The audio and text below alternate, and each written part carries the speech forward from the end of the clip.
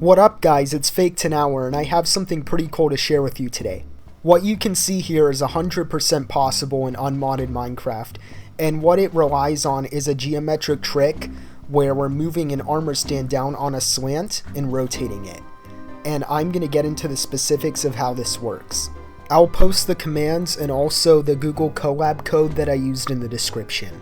I would also recommend setting all of these game rules so that the computer runs the best while you're doing this.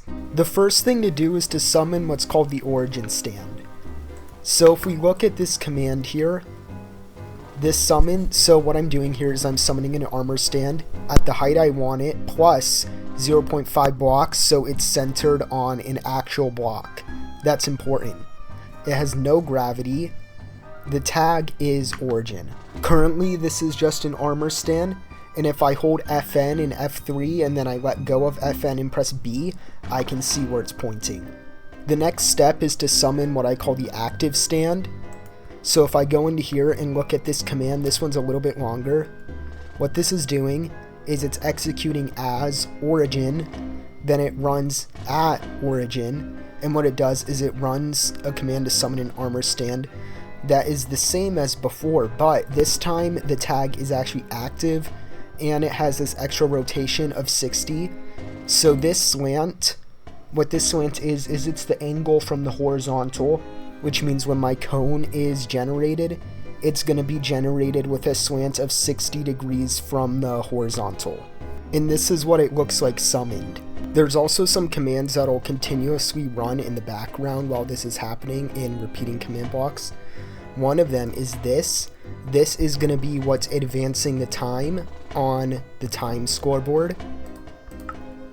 This is actually the way that I am causing the stand called active to always be setting a block at itself as it moves.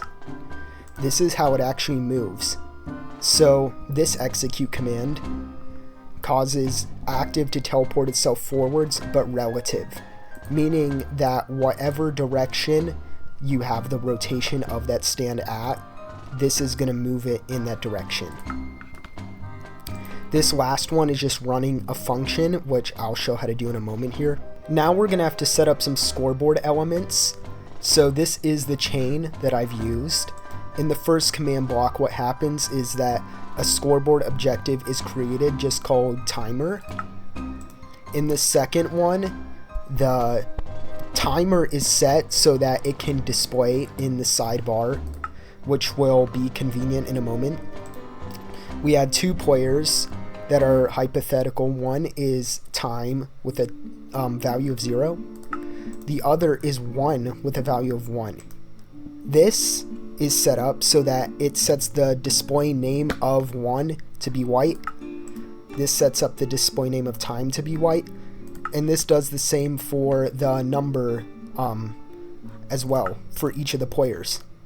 As for the Google Colab code for the function that runs in the repeating command block, here's what I did. So this is a for loop that goes through range 181 with, in this case, 2-degree increments. This is important because it means that it'll reach 360 degrees with these 2-degree increments.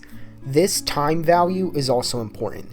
This determines how long the active stand goes down the slant before it returns to the origin. And to get the number of blocks that this converts to, divide this by 20. This rotation is, like I said, from the horizontal, the slant of the cone. In this case, 30 degrees from the vertical.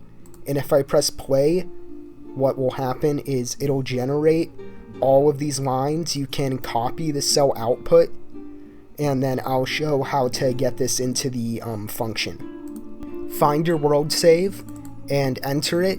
You need a folder called Datapacks. Inside the folder called Datapacks is a name of your choice for this folder. Inside of this folder, you've got another folder called data and pack.mcmeta, which is very annoying to get. I don't know why. This is what mine looks like, and this works, so I guess steal this while this still works.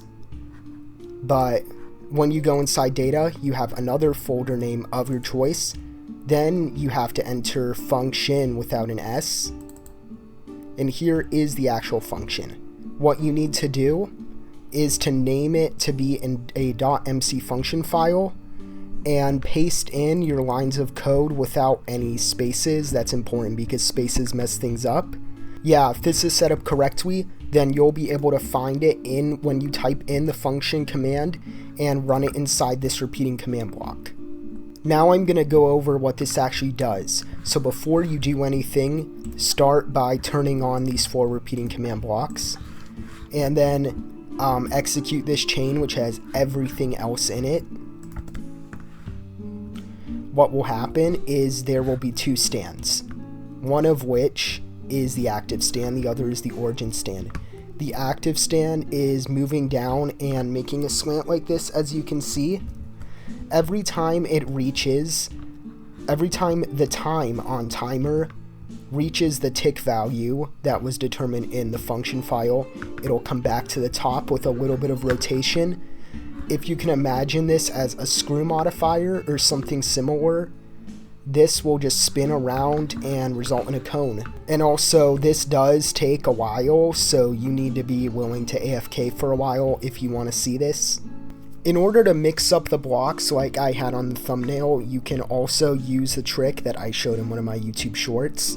So all that's left is to just wait a while. But anyways, if you guys liked this video and this demonstration, then be sure to check out my other videos.